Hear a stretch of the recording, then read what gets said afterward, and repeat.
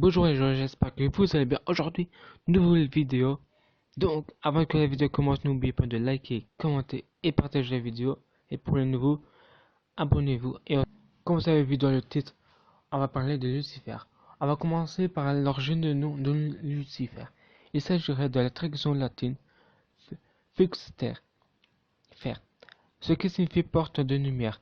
Il représentait le plus souvent l'esprit de l'air et de s'assit de la connaissance. Il était considéré comme le plus beau des anges et occupait la garde des chefs des 1000 sélects. Il est également assimilé à Itzlé. Le mot hébreu signifie astre du matin selon la Vulgate, qui serait la première traduction de la Bible de latin par saint Jérôme. À l'époque de la Rome antique, fut faire dessinée de la planète Vénus et qu'ainsi appelée étoile matin, et elle pouvait ainsi être observée avant de le soleil et son coucher. La question se pose au suivant: qu'est-ce que fait détourner Lucifer de la lumière? Eh bien, ce serait son orgueil et sa volonté l'acquérir de pouvoir être égal à Dieu, qui l'a poussé à se révolter contre lui, notamment de son gnostique, parce qu'il lui reprochait de vouloir diminuer de la recherche de la connaissance aux hommes. Il fut ainsi chassé du ciel, perdit son garde de chef des miliciens sélects et envoyé à l'enfer. Et c'est parti.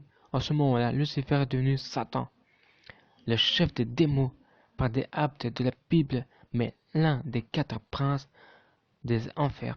Et ensuite à la hiérarchie démoniaque établie par Arbani le sage. Dans le dictionnaire infernal, Colin Plastic apporte la description des plus détails de Lucifer ou Satan, comme vous préférez.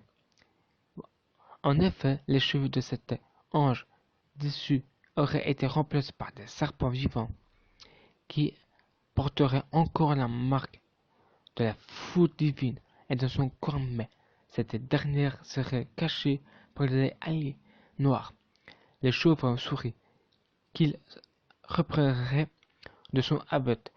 Lucifer tiendrait d'ailleurs dans ses mains d'un côté le rouleau de parchemin et de l'autre la plume de fer, qu'il souhaiterait utiliser de se faire chuter le paradis.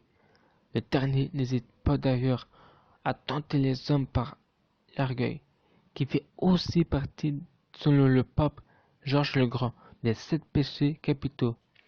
Et l'orgueil, ce serait le plus grand des vices, seulement pour qu'on l'a le pensé.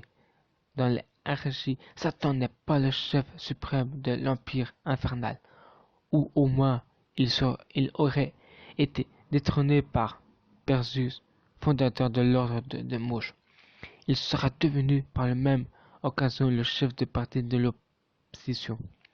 Pourtant, malgré que les faits de Lucifer sont reconnus comme une créature démoniaque de la tradition chrétienne, ce qui fait partie du Moyen Âge, son terme fut employé pour désigner Satan et d'ailleurs tous les termes du diable, comme le nom évoque ci-dessus, le plus souvent désigné comme le synonyme tels que le malin, le prince des ténèbres, le maître de l'enfer.